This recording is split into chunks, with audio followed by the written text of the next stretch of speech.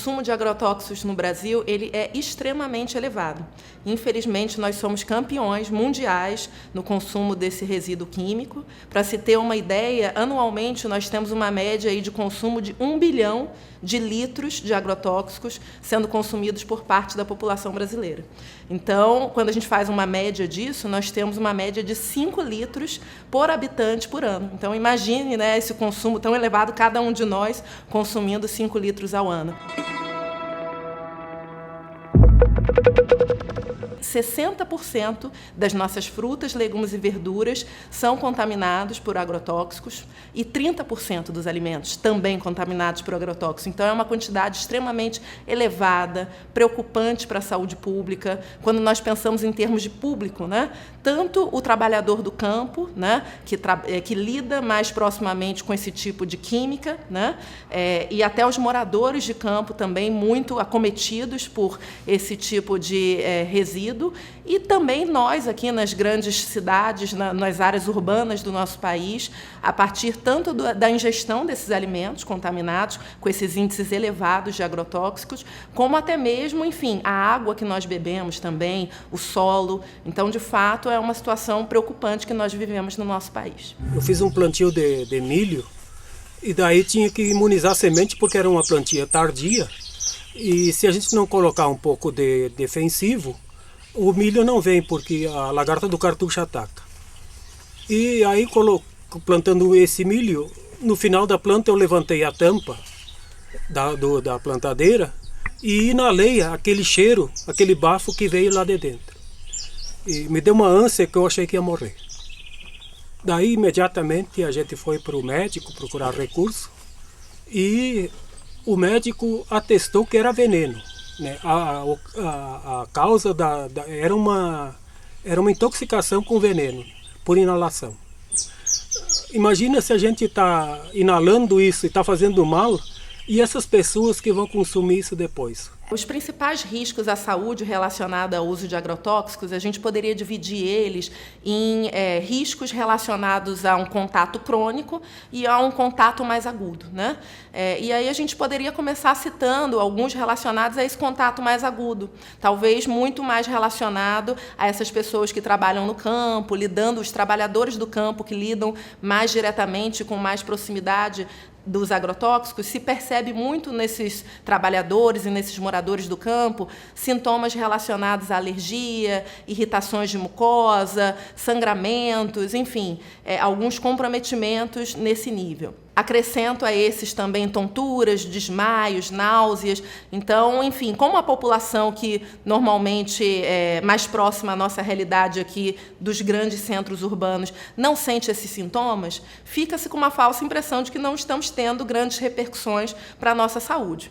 Mas quando vamos para esses recursos relacionados a um uso mais contínuo, né, desses agrotóxicos em longo prazo, né, nós aí sim percebemos uma situação grave de certas doenças relacionadas a aspectos neurodegenerativos, como Parkinson, por exemplo, entre outras.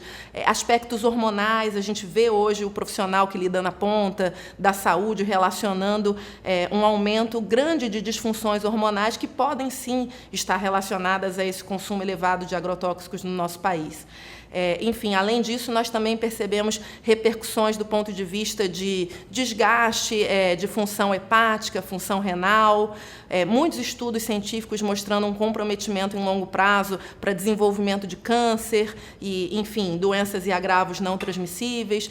Então, são muitos impactos negativos que nós percebemos para a saúde da população. Acho também importante destacar para vocês que até mesmo o alimento básico que todos nós consumimos no início da nossa vida, a maior parte de nós, que é o leite materno, nós temos estudos importantes mostrando um acúmulo desses resíduos de agrotóxico no leite materno. Então, isso também coloca em exposição até mesmo nossos recém-nascidos e crianças de forma muito cruel e com impactos em médio e longo prazo para a saúde desses indivíduos. Todo princípio ativo utilizado com a finalidade de eliminar ou controlar determinada praga, seja ela de origem animal ou vegetal, ela vai causar algum tipo de impacto sobre a saúde do trabalhador. O trabalhador rural, ele vem sofrendo esse processo crescente de intoxicação, não exatamente pelo uso, as substâncias que ele manipula, mas é a forma que ele manipula. Porque existiu no Brasil um processo de industrialização da agricultura. Isso desde a década de 70, não é recente. Onde se investiu em maquinário pesado, os créditos rurais, eles só eram dados se tivesse a compra compulsória de agrotóxico. Então, isso fez com que você aumentasse a produção, invariavelmente, mas expusesse um trabalhador que era pouco preparado. Até hoje nós temos baixos níveis de escolaridade no meio rural. Eu digo mais da policultura, que é a policultura que a gente consome no nosso solo. Um baixo nível educacional, produtos, via de regra, perigosos, alguns mais, outros menos, mas todos com algum grau de risco à saúde humana. E um cenário que é um pouco diferente do cenário de outros países de clima temperado. A própria proteção individual que o trabalhador usa, num país temperado, que é o macacão, as botas, as máscaras, num país com a temperatura do nosso país, na maior parte do território, esse equipamento de proteção individual se torna extremamente desconfortável para o trabalhador. 53% dos trabalhadores examinados na monocultura do abacaxi estavam com alterações na função hepática e inclusive um deles veio a falecer, exatamente o do almoxarifado químico, né, que trabalhou durante 3 anos e 6 meses, todos os dias exposto a agrotóxicos e que, apesar de ser rígido e ter apenas 29 anos, em 4 meses adoeceu e veio a falecer de uma hepatopatia tóxica, de acordo com um laudo firmado por 4 professores da Faculdade de Medicina da UFC. Veio aparecer o amarelidão nos olhos dele, depois no corpo todo, depois veio os lábios ficaram ressecados, cortados, as pontas dos dedos, das mãos, dos pés. E, enfim, veio começar mesmo a piorar. Aí, quando eu fiz o aniversário do meu menino de 1 ano, os médicos diziam que era hepatite. No começo achavam que era hepatite. E depois foi imediatamente transferido para Fortaleza. Quando foi com 1 mês, né, que estava internado, 1 mês ele faleceu.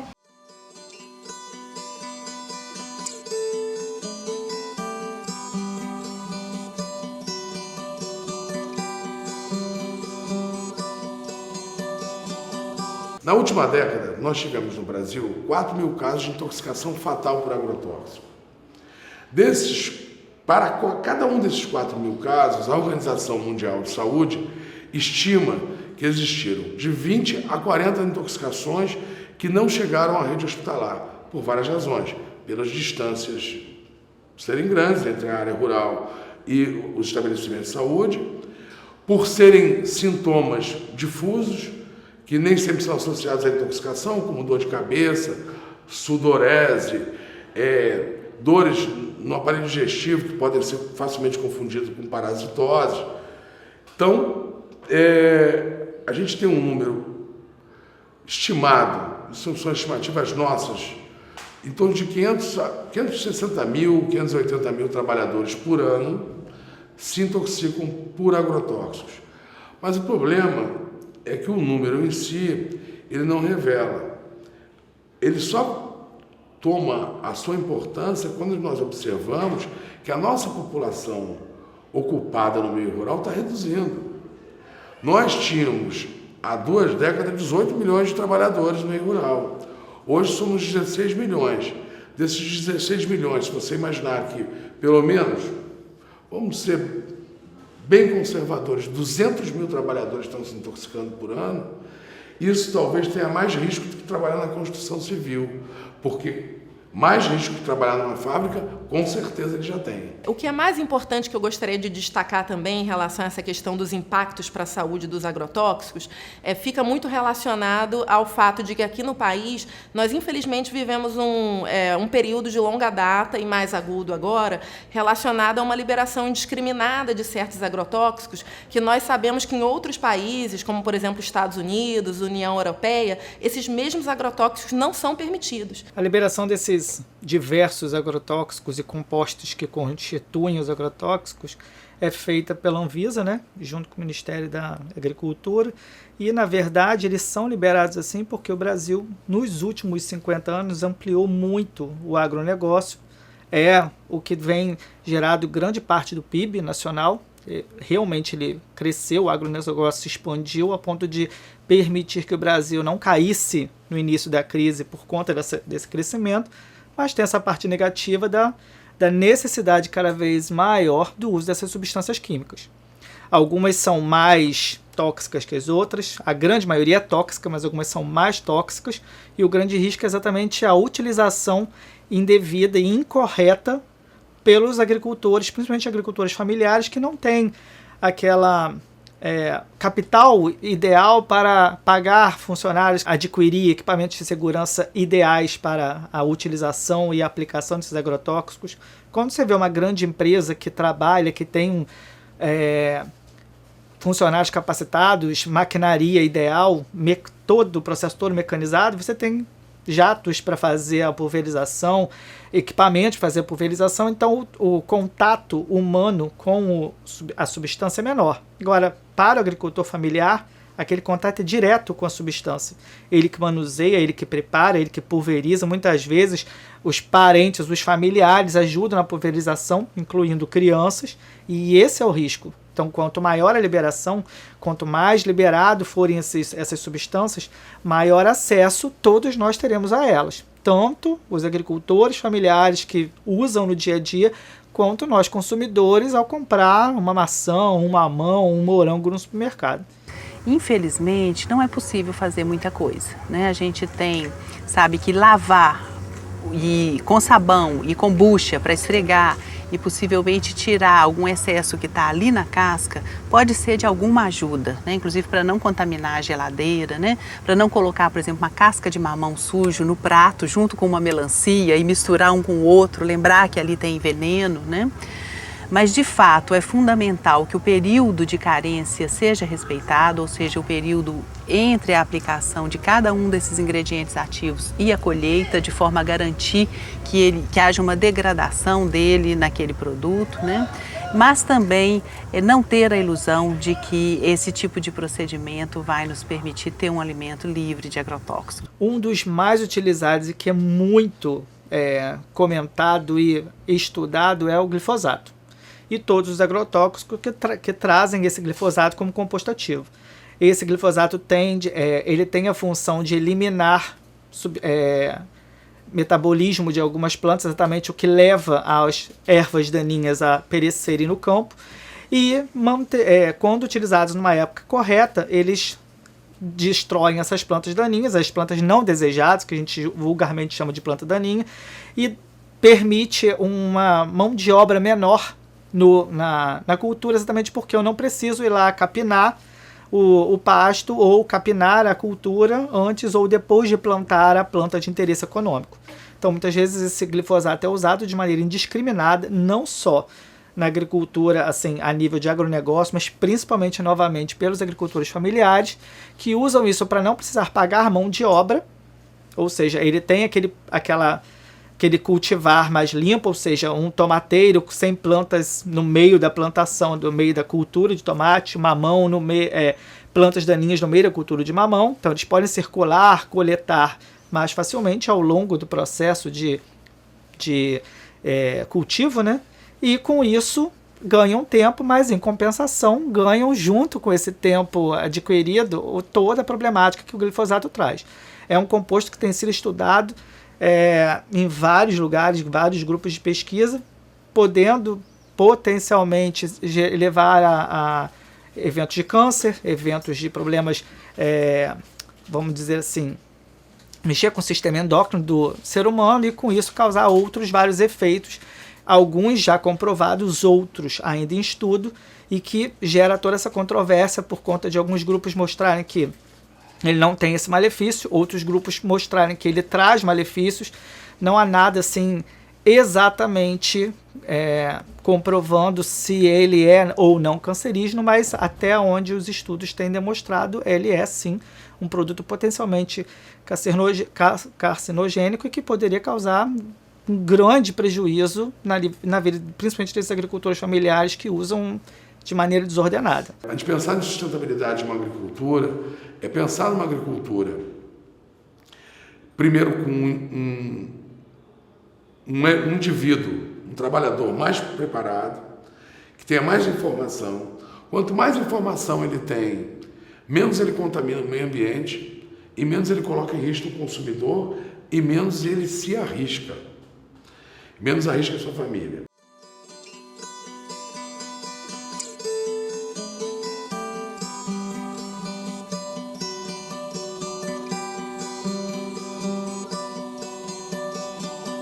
Em relação aos impactos socioambientais e econômicos do agronegócio, eu acho importante destacar, principalmente, começando aqui, os socioambientais, né? Então, de fato, nós temos um risco elevado de contaminação do solo, contaminação da água utilizada para a ingestão de seres humanos, para plantio de cultivos no campo. Então, isso é uma preocupação muito grande. Até mesmo nesses aspectos socioambientais, nós podemos destacar um ponto forte do nosso país, que é um país de dimensões continentais e que nós temos uma fauna, uma flora extremamente diversa. Então, essa biodiversidade ela fica bastante prejudicada com esse uso de agrotóxicos. De certa forma, é como se nós estivéssemos diminuindo as nossas riquezas, as nossas potencialidades em termos de fauna e flora por conta desse uso indiscriminado de agrotóxicos, né? Enfim, além disso, nós percebemos também que, em longo prazo, inclusive, nós podemos destacar uma resistência a respeito do cultivo de certos alimentos, de certos cereais. Quanto mais se usa agrotóxicos nos agronegócios, mais se precisa usar em longo prazo. Então, isso é um grande ciclo preocupante, porque se a gente percebe que o que é plantado vai, ao longo do tempo, ficando resistente a essa química e essa utilização indiscriminada de agrotóxicos, imagine o potencial que nós temos em décadas, em muitos anos, né, se não mudarmos essa lógica para uma produção mais agroecológica, mais sustentável. A batata estava bem grande, bonito, assim. Eu perguntei ao agricultor, esta batata está boa? Ele me olhou e disse, não sei, eu não comi. Então eu disse, vocês não comem batata? Credo, ele disse, eu não. Então, para que serve? Para vender. E a batata é um dos alimentos que mais veneno recebe, não? A ciência ela pode contribuir, de fato, de uma forma muito específica e estratégica para essas questões que a gente está colocando aqui do uso indiscriminado dos agrotóxicos, né? Então, por exemplo, eu posso destacar que, tanto na Escola de Nutrição da Unirio, quanto no Programa de Pós-Graduação em Segurança Alimentar e Nutricional, também na Unirio, nós estamos centrando muitos esforços em relação a desenvolver estudos que dão conta de um olhar mais amplo em toda essa cadeia produtiva, desde o campo até a cidade, desde o plantio até o consumo por parte da população. Então, quando eu falo disso, eu falo de projetos de pesquisa, por exemplo, observando a possibilidade de desenvolver novas técnicas de plantio, novas técnicas relacionadas a uma agricultura mais sustentável em longo prazo, para que possamos ter, sim, alimentos seguros, saudáveis, com preços acessíveis para toda a população. Nossa pesquisa iniciou em 2009, quando eu iniciei as atividades aqui na Unirio.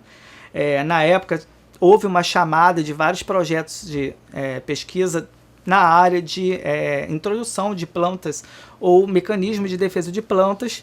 E estudando mecanismos de defesa de plantas, nós encontramos algumas substâncias que teriam atividade antimicrobiana e inseticida. A ideia inicial era usar na própria planta como um mecanismo de resistência a insetos, mas quando nós passamos a utilizar extratos em outras plantas, percebemos que aquelas substâncias naturais produzidas por uma planta poderiam gerar resistência em outras plantas contra alguns patógenos e insetos. Então o projeto se iniciou assim, deslanchou de tal maneira que hoje nós produzimos alguns extratos vegetais, geralmente de plantas que já são conhecidas por terem efeitos medicinais ou alguma atividade farmacológica, e usamos esses extratos para combate de fungos fitopatogênicos, por exemplo, a antracnose, que é causada por um fungo que ataca várias plantas e que passa a ser uma praga de importância econômica porque a maioria dos frutos são contaminados e perdem o valor comercial. Então, usar esses extratos no lugar do agrotóxico poderia ser uma alternativa tanto mais barata quanto mais saudável, tanto para quem usa quanto para quem consome o fruto tratado. Nós temos analisado também culturas de maracujá. A cultura de maracujá era uma cultura muito rica, era algo que era muito produzido no estado do Rio de Janeiro, e por conta exatamente do uso de agrotóxicos e diminuição na quantidade de polinizadores da flor do maracujá, a cultura de maracujá entrou em declínio nos últimos 10 anos e quase não se vê mais cultura de maracujá no estado. Então, nós temos trabalhado nisso exatamente para visualizar a possibilidade de gerar resistência no maracujá com o uso desses extratos vegetais e tornar novamente o Rio de Janeiro um grande produtor do fruto, que é bem quisto lá fora por conta do extrato da fruta, do fruto do maracujá. Eu queria fazer um apelo à sociedade, de um modo geral, em prol desse agricultor. A sociedade ela está colocando esse agricultor numa situação dificílima. Nós, eu, você, o que a gente faz? Quando a gente vai numa feira popular ou num supermercado, você vai fazer a seleção do vegetal que plasticamente esteja mais perfeito, sem uma mancha ou uma pinta. E aí se ele não tem nenhuma mancha, nenhuma pinta, nenhum dano provocado por uma outra espécie, é porque existia alguma coisa ali que era tóxica para a espécie que predava aquele alimento e que manteve aquele alimento intacto. Mas quando eu escolho esse vegetal plasticamente perfeito, em detrimento do outro, que tem as marcas da tentativa de consumo pelas pragas, eu estou empurrando o agricultor para utilizar mais agrotóxico, porque se ele não vende aquele produto, ele não produz mais aquele produto. E aí eu quero que a sociedade ela quer plasticamente o alimento perfeito e quer que o agricultor não use agrotóxico. É um dilema dificílimo de resolver. E esse dilema está fazendo com que tenha um grande desestímulo de permanência das novas gerações no meio rural. Os filhos desses agricultores, eles não querem permanecer no campo, porque a sociedade os vê como vilões, quando na verdade eles são as vítimas mais vulneráveis do processo. As feiras orgânicas são a maior demonstração disso, né? Vamos ver os vegetais que estão lá. Eles praticamente não são lindos, não são bonitos. Por que a gente também não faz essa busca? Por que a gente não faz diminui o grau de exigência sobre esse coletivo que está produzindo para nós com tanto sacrifício?